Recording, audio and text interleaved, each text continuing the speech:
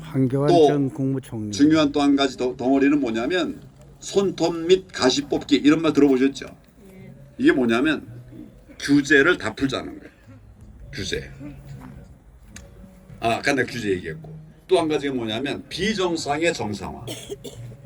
지금 그 이전 정권에 누적되어 있는 이런 비정상 상황들이 우리가 분류하니까 100가지가 되더라고요. 그래서 비정상의 정상화 100대 과제를 계획해 나갔습니다. 다른 정권에서는 시도도 못한 것들을 수백 가지의 개혁 과제들을 털어놓고 풀어간 거예요. 뭐 예를 들면 공무원 연금 개혁 이렇습니다. 역대 정부가 하려고 했지만 공무원들의 반발에 붙여가지고 못했던 그걸 했어요. 그래서 결국 공무원들이 또 우리 박근혜 대통령에 대해서 나쁜 감정을 갖기도 했고 표 안 찍기도 하고 이런 참 어려움들이 있었지만, 그럼에도 불구하고 박근혜 정부는 개혁 정부였었어요. 그런데 이제 탄핵이 되셨어요. 제가 좀 쭉 말씀드렸는데 이런 분이 탄핵 대상이 될까요, 여러분? 안 되죠. 안 되는데 탄핵을 시켜버린 것이에요. 정상적이 아닙니다. 그래 제가 좀 자세하게 말씀을 드리는 거예요. 물론 헌법재판소는 법률 재판을 하는 것이 아닙니다. 정치적 재판을 하는 것이에요. 법률 따지지 않고 정치적 판단에 의해서 결정을 내릴 수 있어요. 그게 헌법재판소입니다. 그러나 그래도 정도가 있지요. 그러지 않습니까? 아무거나 막 할 수는 없잖아요. 제가 이 탄핵의 문제점을 지적하는 이유는 뭐냐면, 이유 중에 하나는 뭐냐면 우선 첫째로 절차가 틀렸습니다. 절차. 지금 탄핵 결정 날 때 법원에서 박근혜 대통령에 대해서 형사사건 재판을 하고 있었어요. 재판이 끝나지 않았습니다. 그런 중에 그냥 바로 탄핵 결정을 해버렸어요. 그건 법원이 한 일이다. 대법관들은 눈도 없고 귀도 없습니까? 지금 재판 중에 있는데 탄핵을 해버려요. 만약에 법원에서 판결한 판결이 무죄가 됐으면 그래도 이 탄핵이 정당합니까? 무죄가 난 걸 토대로 해서 탄핵을 했단 말이에요. 그럼 안 되는 거 아니에요? 그러니까 제정신이면 다른 사람도 아니고 대통령에 대해서 재판이 진행 중인데 끝내지도 않았는데 그거를 탄핵한 그 절차가 명백하게 잘못된 거예요. 혹시 이제 저렇게 전화가 막 오잖아요. 저 빨리 끌 때 어떻게 끕니까? 이거 뒤집어 보면 돼요. 좀 누구예요? 어떤 분이 갖고 있는지 이렇게 뒤집어 보면 돼요. 저 밖에서 온 건가 보다. 자, 재판도 안 끝났는데 탄핵했다는 이 절차적인 흠결, 잘못, 반드시 역사의 심판대에 다시 세워야 됩니다.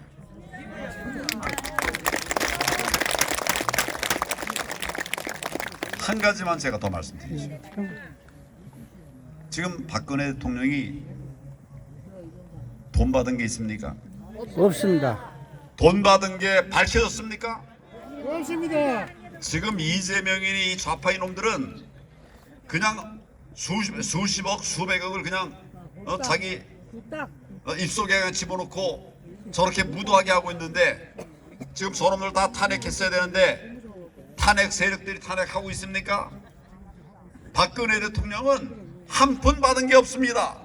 없습니다.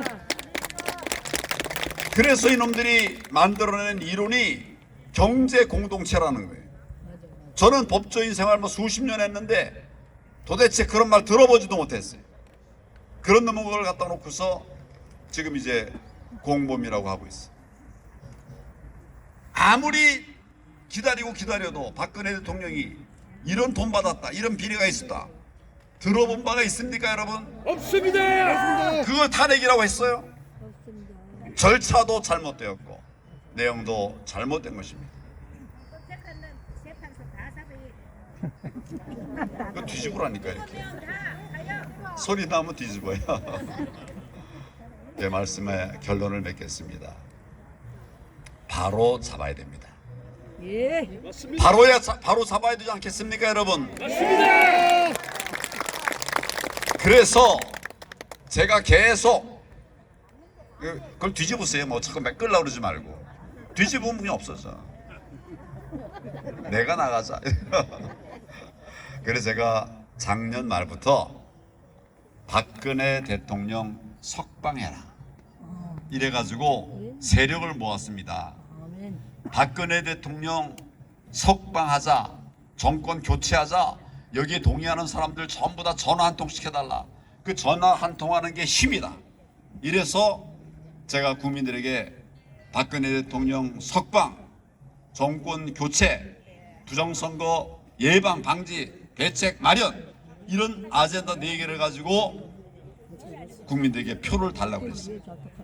혹시 여러분들 중에 그 도장 찍으신 분 있으면 한번 손 들어 보십시오. 예, 여기도 벌써 계시잖아요. 예.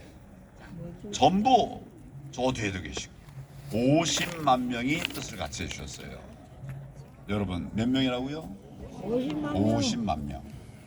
제가 이분들에게 인사전화 한번 하려고 문자를 보냈더니 2천만 원 들었어요.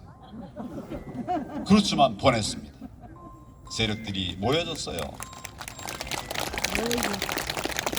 결국 박근혜 대통령은 석방됐지요. 석방 더 나아가서 사면이 됐지요. 석방과 사면은 큰 차이가 있는 거 아시죠? 우리가 모여가지고 뭉쳐서 박근혜 대통령을 석방해라. 그 당시는 되리라는 생각한 사람 사실은 없어요. 정권 교체나 돼야 되나 보다 이랬는데 국민들이 외치고 아우성하니까 국민을 이길 정치는 없습니다. 결국 석방을 했는데 그냥 석방이 아니라 사면으로 석방을 했어요. 여러분, 그러면 이제 우리의 모든 과제는 끝났습니까? 아직 남아있죠. 그래서 우리가 여기 모였습니다. 정말 억울한 이런 옥살이를 하셨는데 석방이 급하니까 제가 계속 석방하라, 사면도 얘기 안 하고 석방하라, 석방부터 하고 그 다음 얘기를 하자 이렇게 했어요. 석방과 사면이 이루어졌는데 아직도 대통령 제대로 된 댁에 살고 계십니까? 경호를 제대로 받고 있습니까? 지금 대통령이 누려야 할 그런 노고에 대한 보답이 되고 있습니까? 그래서 박근혜 대통령 완전 명예회복이 돼야 된다는 것입니다. 지금 우리가 그것을 위해서 여기 모였습니다. 이제 우리가 다 됐다 안이하게 생각하지 말고 우리 박근혜 대통령 지금도 고통 속에 지내고 계셔요. 몸은 자유의 몸이 됐지만 지금 제대로 지켜지지도 못하고 늘 불안하고 언제 어떤 녀석들이 그 담 넘어 들어가서 또 딴짓 할까 그런 걱정을 하면서 이제 많은 분들이 꼭 박근혜 대통령의 완전 명예회복 그것을 이제 갈망하고 있는데 이게 몇 사람이 해소될 일은 아니에요. 아마 우리 국민의힘이 다 그렇게 하려고 해도 민주당이 막아낼 겁니다. 뻔히 보이죠? 그러니까 결국은 이걸 힘으로 할 수밖에 없어요. 힘으로 할 수밖에 없어요. 지금 우리가 뭉쳐서 그 길을 가야 됩니다. 제가 지금 자세하게 말씀드렸는데 오늘 발대식이기 때문에 우리가 정말 사명감을 갖고 이건 그냥 뭐 자유민주주의 기본 틀을 지키기 위한 거예요. 가짜를 이기기 위한 것입니다. 그래서 우리 용기를 가지고 그런데 우리 제가 말씀드린 것처럼 깨끗한 분이에요. 저렇게 단아한 분이 어디 있어요? 사심 없는 분 어디 있어요? 이런 분 명예회복을 시켜드려서 정말 대한민국이 정상으로 가도록 그렇게 만들어야 됩니다. 여러분 뜻 함께 해주십시오. 감사합니다.